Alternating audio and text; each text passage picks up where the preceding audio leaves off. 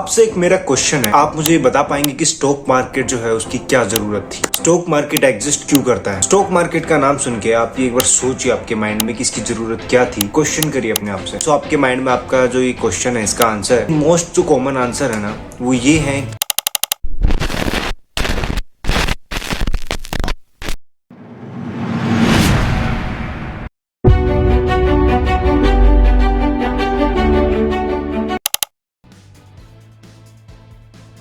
Stock market इसलिए exist करता है कि लोगों को वहां पे पैसे इन्वेस्ट करने हैं। दूसरा ये कि जो स्टॉक मार्केट है वो लोगों को रिच बनाता है, अमीर बनाता है। And the third one is कि जो लोग पैसे इन्वेस्ट करते हैं शॉर्ट टाइम पीरियड में स्टॉक मार्केट डबल करके देता है। काफी लोग ऐसा भी सोचते हैं कि स्टॉक मार्केट एक गैम्बल की तरह, एक जुए की तरह है।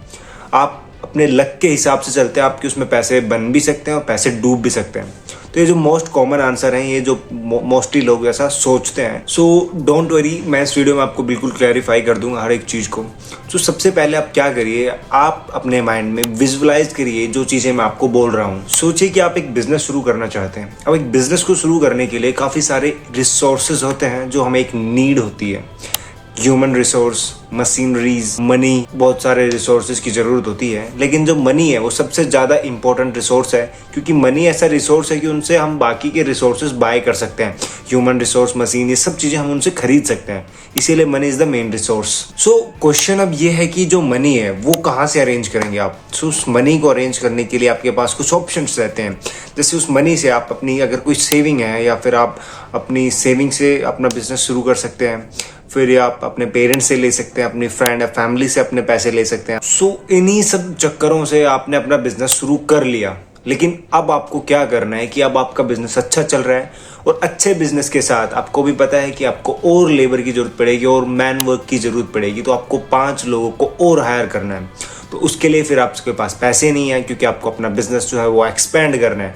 तो उस केस में आप क्या करेंगे? एंड हो सकता है कि आपके अच्छे अच्छे बड़े बड़े कॉन्ट्रैक्ट मिल रहे हैं, तो आपको और लोगों को हायर करना पड़े, क्योंकि जो कॉन्ट्रैक्ट उनकी फुलफिलमेंट, उनकी जरूरतों को पूरा करने के लिए। फिर आपके पास एक सिनेरियो और आता है कि अगर आप एक प्रोडक्ट बेस्ड बिजनेस में है, अगर प्रोडक्ट बेस्ड बिजनेस में है तो आपके पास अच्छे बड़े कॉन्ट्रैक्ट्स आ रहे हैं, तो आपको और ज्यादा मशीनरीज को सेटअप करना पड़ेगा। जो लोगों की रिक्वायरमेंट है आप उनको फुलफिल कर पाए। अब इस टाइम पे आपके माइंड में ये आएगा कि यार अब मुझे जो पैसा चाहिए, अब मैं कहाँ से पैसे लूं? क्योंकि आपने अपनी सेविंग लगा दी, आप अपने पेरेंट्स या फ्रेंड से भी मदद ले चुके हैं।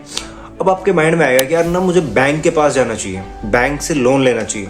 अब आप बैंक के पास तो जाएंगे, लेकिन वहां पे भी 2 टाइप के लोन होते हैं। एक सिक्योर्ड लोन होता है, एक अनसिक्योर्ड लोन होता है। सिक्योर्ड लोन में क्या होता है कि आपको बैंक को कुछ गिरवी देना पड़ेगा, कुछ ज्वेलरी हो गया, आपके घर के कागज, जमीन के कागज, ऐसी कुछ चीजें बैंक को देना पड़ेगा, सो दैट कि बैंक आपको पैसे दे पाए। दूसरा होता है, उसको हम इनसिक्योर्ड बोलते हैं। जो मोस्टली जो बिजनेसमैन होते हैं वो अनसिक्योर्ड लोन लेते हैं। वो कोई कोलेटरल नहीं देते बैंक को, लेकिन उसके बदले में हायर इंटरेस्ट रेट पे वो पैसे लेते हैं। अब हो सकता है कि आपका जो बिजनेस है वो इतना बड़ा ना हो कि बैंक हो सकता है आपको पैसे दे दे, लेकिन वो एक हाई इंटरेस्ट अमाउंट आपसे चार्ज करेगा। फिर आपको लगेगा कि यार इस टाइम पे प्रॉब्लम सोल्व हो गई। लेकिन मैं आपसे कहूंगा कि आगे बढ़ने से पहले हम एक बार बैंक का जो बिजनेस है वो देख लेते हैं कि जो बैंक का जो बिजनेस है वो कैसे वर्क करता है।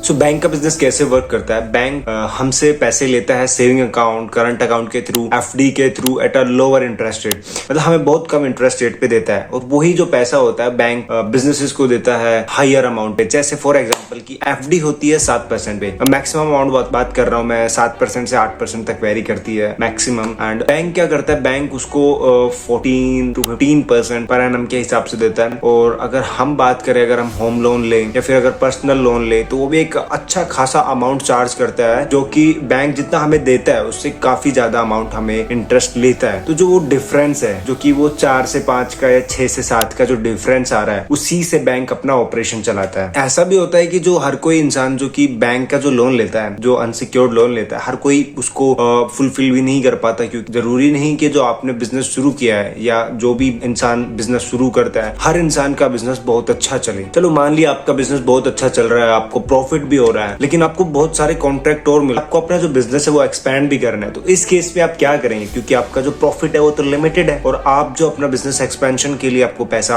ज्यादा चाहिए। तो ऐसा भी नहीं है कि आप अगर जो भी आपका प्रॉफिट है आप पूरे प्रॉफिट का है वो एक्सपेंशन में नहीं लगा सके। एक्सपेंशन में लगा देंगे तो आपको अपने जो वर्कर है उनका सैलरी कैसे देंगे, ये सारी चीजें सिनेरियो देखना पड़ता है। उसी के बाद आपके माइंड में आएगा कि अब मैं क्या करूं। अब आप कहेंगे कि आपके पास ना अपनी कंपनी की 100% इक्विटी है, हिस्सेदारी है, तो उस केस में आप क्या करेंगे कि आप लोगों के पास जाएंगे कि आप कुछ इक्विटी कुछ हिस्सेदारी मेरी ले लीजिए कंपनी की और उसके बदले में आप मुझे पैसे दे दीजिए। उससे होगा क्या कि जैसे जैसे आपकी कंपनी की वैल्यू बढ़ेगी उन लोगों को भी कुछ प्रॉफिट मिलेगा। अगर आपकी कंपनी की 100 करोड़ रुपए का प्रॉफिट होता है, आपके पास 95% इक्विटी है, 5% लोगों के पास है, तो वो जो 5 करोड़ रुपए हैं वो लोगों में बट जाएंगे। उसी सिनेरियो में आता है आईपीओ,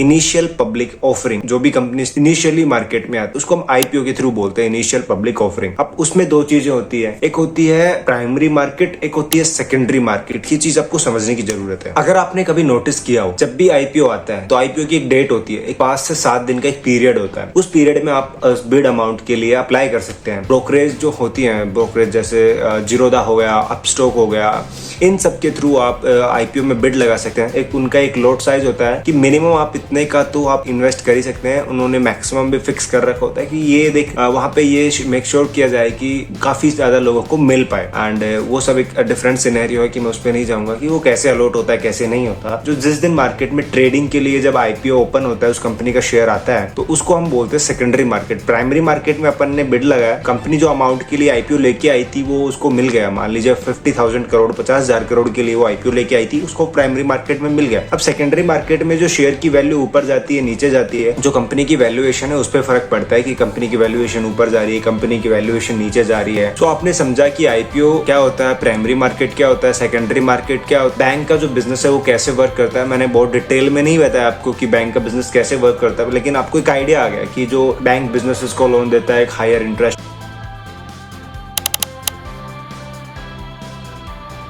तो हमारा क्वेश्चन था कि स्टॉक मार्केट क्यों एग्जिस्ट करता है। स्टॉक मार्केट इसलिए एग्जिस्ट करता है क्योंकि बिजनेस जो होते हैं उनको पैसे की जरूरत होती है। आपने जब मैंने बताया था ना कि कंपनी आईपीओ लेकर आती है, वो इसीलिए जबकि किसी भी कंपनी की 50,000 करोड़ की डिमांड थी, उसने अपनी डिमांड को फुलफिल कर लिया, उसको पैसे मिल गए अपने एक्सपेंशन के लिए। 50,000 करोड़ जब भी कमाओ, हर कंपनी का सिनेरियो अलग होता है, हर कंपनी का अलग अलग डिमांड होती है कि वो इतने का आईपीओ लेके आ रहे, इतने 1000 करोड़ का, इतने 1000 करोड़। स्टॉक मार्केट का बेसिकली फंडा ये है कि स्टॉक मार्केट इसलिए एग्जिस्ट करता है क्योंकि बिजनेसेस को पैसे की जरूरत होती है। दूसरी बात वो अलग होती है कि हम लोग इसमें इन्वेस्ट करते हैं, कंपनी अच्छा करती है तो हमें भी अच्छा फायदा होता है। Stock market is all about businesses needs money. Stock market is all about business.